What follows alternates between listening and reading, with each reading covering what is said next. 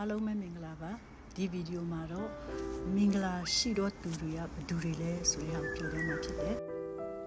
နံပါတ်1စိတ်ဝိညာဉ်စင်ရဲ့နွမ်းပါတော့သူနံပါတ်2ဝမ်းနဲ့ကြည်ကွဲတော့သူနံပါတ်3နူးညံ့တိမ်မွေ့တော့သူနံပါတ်4ဖြောက်မှတ်ခြင်းကိုဆာလောင်မှုတိတ်တော့သူနံပါတ်5တနာကျင်နာတတ်တော်သူနံပါတ်6စိတ်နှလုံးဖြူစင်တော်သူနံပါတ်9ဖြောင့်မတ်ခြင်းကြောင့်ညှင်းဆဲခြင်းခံရတော်သူ